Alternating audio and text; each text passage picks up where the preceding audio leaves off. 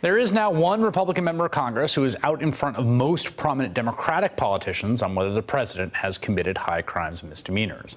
Republican Congressman Justin Amash says he reached his conclusion by simply reading the publicly available Mueller report, something he thinks a lot of people in Congress haven't done. And on the day now, when the administration is once again fighting tooth and nail along a variety of different ways to block congressional inquiry, this time by directing former White House counsel Don McGahn to defy a subpoena, it calls into question whether more Democrats will follow the Republican lead in calling for Congress to impeach Donald Trump. To talk more about this, I'm joined by Jennifer Rubin, columnist of The Washington Post, and Kurt Bardella, a contributor of both USA Today and NBC News Think, and a former spokesperson for the Republican House Committee on Oversight. Jennifer, for all of what you can say about Justin Amash, it just strikes me as significant the adjective bipartisan calls for impeachment now exists in the world and cannot be unrung. Correct. That he is a solitary figure is a sad commentary on the Republicans.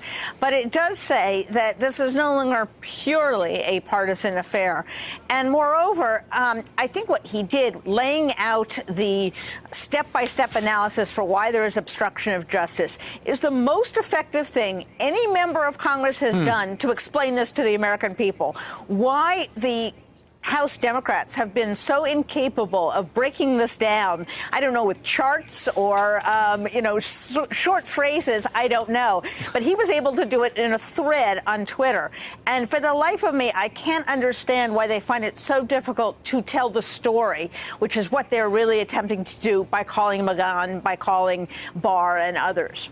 Kurt, this is such an obvious question with such an obvious answer. I hesitate almost to ask it, but I want to hear it from the horse's mouth.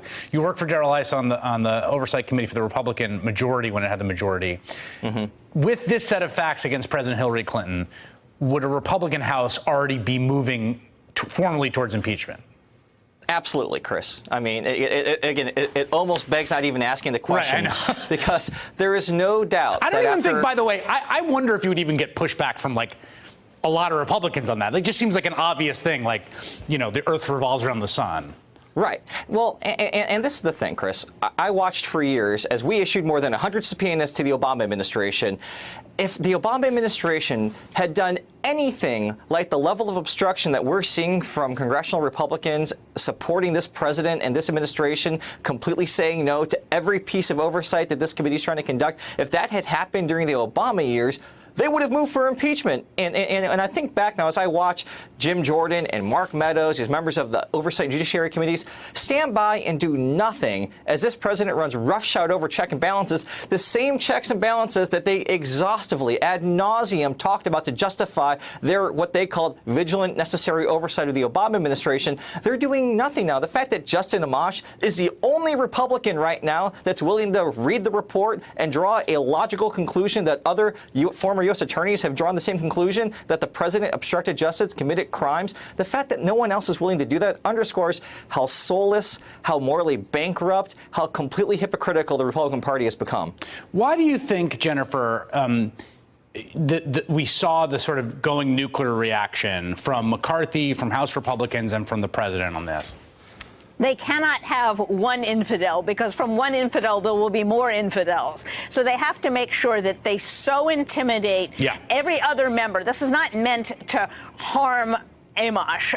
It's meant to send a signal to everybody else, which is you will politically die if you follow this guy. And therefore, we're going to come down like a ton of bricks on you.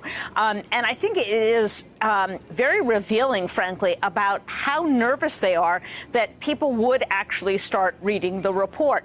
It was very interesting. Mitt Romney went on Sunday and said, I've read the report, and I don't see all the elements of intent. I don't see all the elements. Well, I wrote a piece today saying, what do you mean?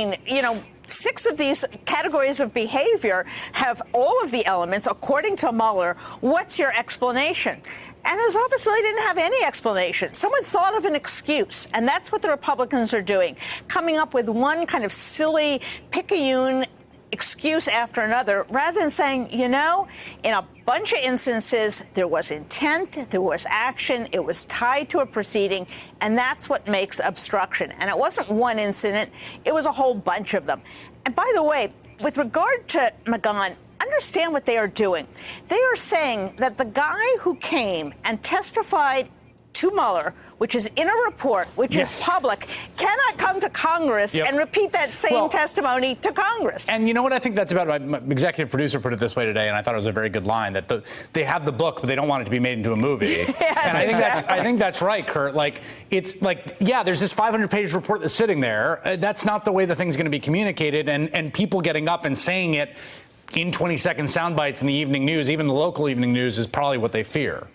Well, there's no question about that. And again, look at the impact that Michael Cohen's testimony before Congress had, both in driving the president apoplectic, but also in the ruling today in district court, where the court held and ruled that the Oversight Committee has a right to subpoena the documents, the tax documents.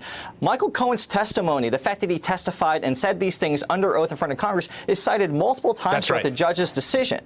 And so extrapolate that to Don McGahn. There's a reason why they don't want McGahn to do this, because they know that as other battles are going to happen for sure in court, that is going to be used as reference to uphold congressional oversight authority. All right, Jennifer Rubin and Kurt Bardella, thank you both for joining us. Hey there, I'm Chris Hayes from MSNBC. Thanks for watching MSNBC on YouTube. If you want to keep up to date with the videos we're putting out, you can click subscribe just below me, or click over on this list to see lots of other great videos.